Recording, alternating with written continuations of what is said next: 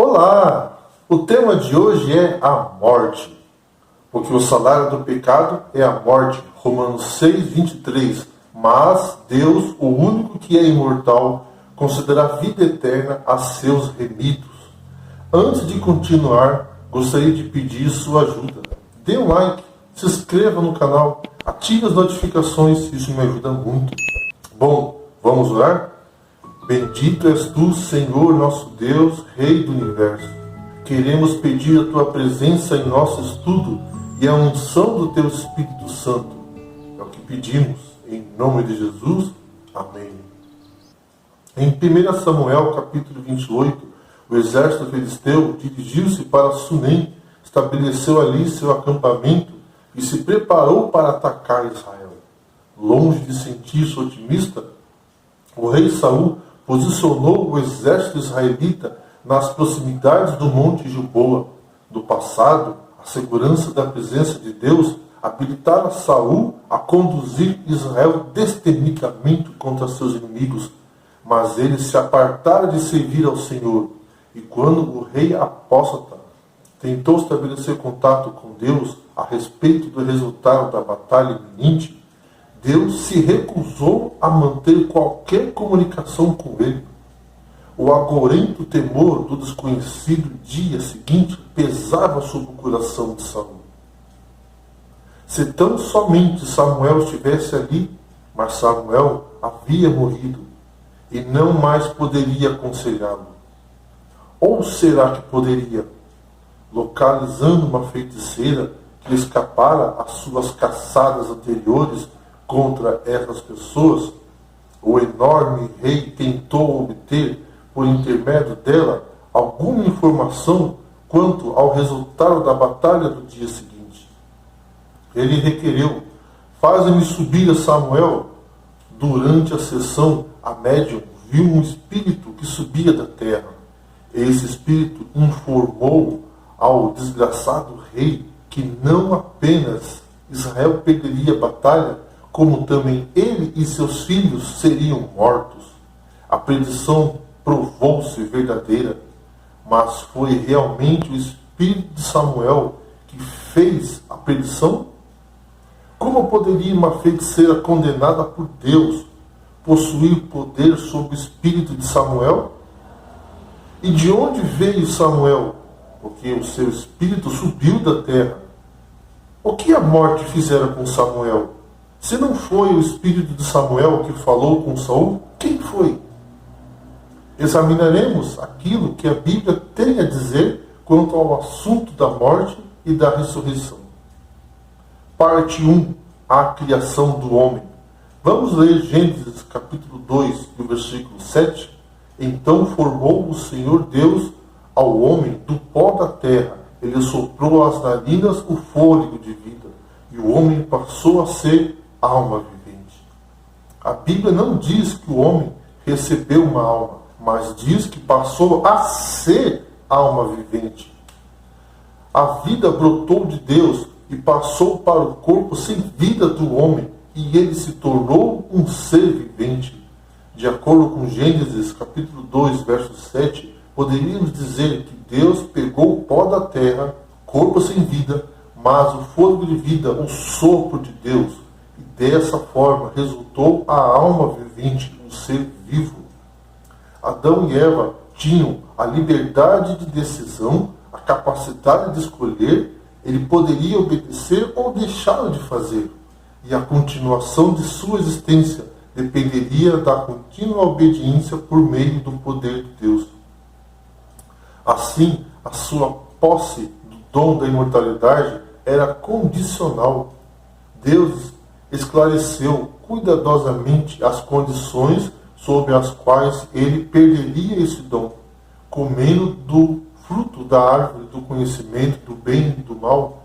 Deus o advertiu: no dia em que dela comeres, certamente morrerá. Gênesis 2:17, contradizendo a afirmativa divina de que a desobediência acarretaria a morte. Satanás assegurou: é certo que não morrerás. Gênesis 3, versículo 4. Mas, depois de haverem transgredido a ordem divina, Adão e Eva descobriram que o salário do pecado é realmente a morte. Romanos 6:23. Seu pecado lhe trouxe a sentença: retornarás à terra, pois dela foste formado, porque tu é pó, e ao pó tornarás. Gênesis 3:19. Essas palavras não indicam uma continuação da vida, e sim a sua cessação. Depois de pronunciar essa sentença, Deus barrou ao par pecaminoso o acesso à árvore da vida, para que não pudesse comer e viver para sempre. Gênesis 3:22. Deus não criou o homem imortal, mas candidato à imortalidade, que lhe seria dado após a prova da obediência. Romanos 5:12. É muito claro, portanto, assim como por um só homem entrou o pecado no mundo, e pelo pecado a morte, assim também a morte passou a todo o homem, porque todos pecaram. Perceba que por causa do pecado do homem, ficou sujeito à morte.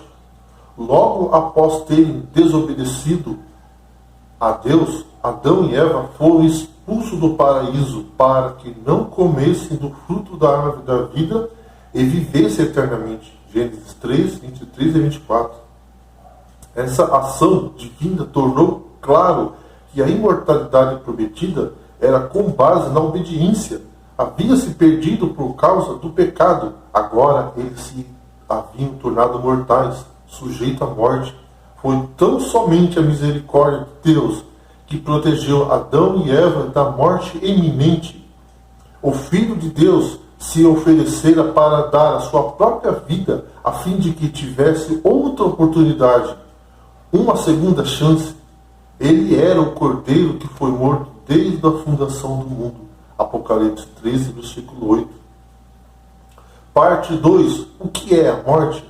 A morte é o contrário da vida. É a cessação da vida. É o ser vivo, alma vivente, menos o fôlego de vida, o sopro de Deus, igual ao pó da terra, corpo sem vida. A Bíblia retrata a pessoa como uma unidade orgânica.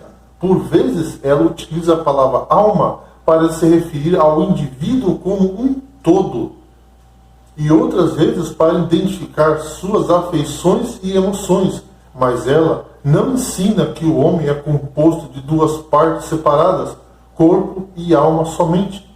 Existem juntos, eles formam uma unidade indivisível. Adão não recebeu uma alma como uma entidade separada.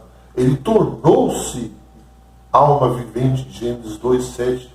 As Escrituras revelam que o Deus eterno é imortal, 1 Timóteo 1:17. De fato, ele é o único que possui a imortalidade, 1 Timóteo 6:16. Ele é incriado, autoexistente, não tendo começo nem fim. As Escrituras, em parte alguma, descrevem a imortalidade como uma qualidade ou estado que o homem, ou sua alma, ou espírito possui inerentemente. Os termos usualmente traduzidos como alma e espírito ocorrem mais de 1.600 vezes na Bíblia, mas em nenhum caso estão associados a imortal ou imortalidade. Vamos ler Eclesiastes 12, verso 7. E o pó volte à terra que o era, e o espírito volte a Deus que o deu. Em contraste com Deus, portanto, os seres humanos são mortais. A Escritura compara a sua vida como uma neblina que aparece por instante e logo se dissipa. Tiago 4,14. A palavra espírito usada nesse verso é traduzida como fôlego de vida. Em Eclesiastes 3,19, ela vem da palavra hebraica ruach, que quer dizer alento, fôlego, respiração. Quando a energia vital de Deus não age mais no organismo humano, este morre. Seu sistema nervoso, sua mente não funciona mais. Aquele que em vida era um ser humano, uma alma vivente, na morte não é mais do que um cadáver. O corpo volta ao pó e o fôlego da vida retorna a Deus. O Criador apenas retira do homem a vida que lhe havia sido emprestada ao nascer. A morte é um sono. Morte não é aniquilação completa, é apenas um estado de temporário de inconsciência, enquanto a pessoa aguarda a ressurreição. A Bíblia identifica repentinamente esse estado intermediário como um sono. Jó também identificou a morte como um sono. Jó 14, de 10 a 12. Assim como fizeram Davi, Salmo 13, verso 3. Jeremias 51, versículo 39 e 57. E Daniel, capítulo 12, verso 2, parte 3. E os mortos sabem de alguma coisa? A Bíblia é claríssima ao responder, porque os vivos sabem que hão de morrer, mas os mortos não sabem coisa nenhuma, nem tampouco terão eles recompensa, porque a sua morte jaz no esquecimento. Não tem eles parte em coisa alguma do que se faz debaixo do sol. Eclesiastes capítulo 9, versículos 5 e 6. A representação bíblica da morte como um sono caracteriza muito bem a sua natureza, conforme a demonstram as seguintes comparações. Aqueles que dormem estão inconscientes, os mortos não sabem coisa nenhuma. Eclesiastes 9, versículo 5. No sono, os pensamentos conscientes cessam, sai o espírito e eles tornam ao pó. Nesse mesmo dia perecem todos os seus desígnios. Salmo 146, verso 4. O sono põe fim a todas as atividades do dia, no além para onde tu vais, não há obra, nem projeto, nem conhecimento, nem sabedoria alguma. Eclesiastes 9, verso 10. O sono nos dissocia daqueles que estão despertos e de suas atividades. Para sempre não tem eles parte em coisa alguma do que se faz debaixo do sol. Verso 6. Sono normal inativa as emoções, amor, ódio, inveja, para eles já pereceram. Durante o sono, as pessoas não louvam a Deus. Os mortos não louvam ao Senhor. Salmo 115, 17. Se os mortos estivessem no céu, certamente louvariam a Deus. Mas esse texto declara que eles não partiram para o silêncio, a sepultura. O sono pressupõe posterior despertar. Vem a hora em que todos os que se acham nos seus túmulos ouvirão a sua voz e sairão. João 5, 28 e 29. Muitos cristãos honestos que não estudam todo o ensinamento bíblico no tocante à morte têm ignorado o fato de que a morte é um estado de sono até a ressurreição. A Bíblia também proíbe fortemente qualquer tentativa de comunicação com os mortos ou com o mundo dos espíritos. Ela diz que aqueles que pretendem se comunicar com os mortos, tais como os médiuns da atualidade, na verdade, estão se comunicando com espíritos familiares, que são espíritos de demônio. O Senhor disse que essas atividades constituem abominação e aqueles que as praticassem deveriam ser punidos com a morte. Levítico 19, 31, 20 e 27 e Deuteronômio 18, 10 e 11. Isaías expressou muito bem a futilidade do espiritismo quando vós disserem: consultai os necromantes e os adivinhos que chireiam, murmuram. Acaso não consultará o povo o seu Deus? A favor dos vivos se comunicarão os mortos? A lei e ao testemunho. Se eles não falarem dessa maneira, jamais verão a alva. Isaías 8, versículo 19 e 20. Efetivamente, apenas os ensinamentos bíblicos podem salvaguardar os cristãos contra esse avassalador engano. Dizem as Escrituras: consultou Saul o Senhor, porém o Senhor não lhe respondeu, nem por sonhos, nem por Urim, nem por profetas. 1 Samuel 28, 6. Portanto, Deus nada teve a ver com o que aconteceu em Endor.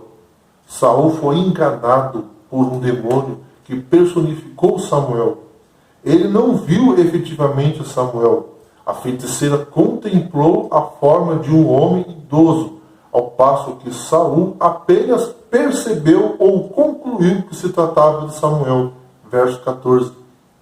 Se queremos crer que aquela aparição era realmente Samuel, devemos nos preparar para acreditar que os feiticeiros, adivinhos, necromantes, mágicos e médiuns espíritas são capazes de chamar os justos mortos de qualquer lugar em que estejam, depois que morreram. Temos também de aceitar que o bondoso Samuel existia em estado consciente em algum lugar da terra, uma vez que o homem idoso sobe da terra. Verso 13. Essa sessão levou Saul ao desespero, não à esperança. No dia seguinte, ele cometeu o suicídio. Parte 4. Ressurreição. Vamos ler João 11, 25? Disse-lhe Jesus: eu sou a ressurreição e a vida. Quem crê em mim, ainda que morra, viverá. E disse mais: não vos maravilheis disto, porque vem a hora em que todos os que se acham nos túmulos ouvirão a sua voz e sairão. Os que tiverem feito bem, para a ressurreição da vida. Os que tiverem praticado mal, para a ressurreição do juízo. João 5, 28 e 29. Os mortos voltarão à existência mediante a ressurreição. A ressurreição é uma nova criação do homem. Se não houvesse ressurreição, não haveria esperança para os mortos. A Bíblia garante, porque se os mortos não ressuscitam, também Cristo não ressuscitou. E se Cristo não ressuscitou, é vã a vossa fé. E os que dormiram, morreram em Cristo, pereceram. Primeira carta de Paulo aos Coríntios, capítulo 15, versos 16 a 18. A ressurreição dos justos acontecerá por ocasião da segunda vinda de Cristo. São do apóstolo Paulo essas palavras: não queremos, porém, irmãos, que sejais ignorantes com respeito aos que dormem, para não vos entristecerdes com os demais que não têm esperança. Portanto, o Senhor mesmo, dada a sua palavra de ordem, ouvida a voz do arcanjo, ressoada a trombeta de Deus, descerá dos céus, e os mortos em Cristo ressuscitarão primeiro. Consolai-vos, pois, uns aos outros com essas palavras. Primeira carta aos Tessalonicenses, capítulo 4, versículos 13, 16 e 18. Esta é a esperança do cristão diante da morte. E quando o homem receberá o dom da imortalidade?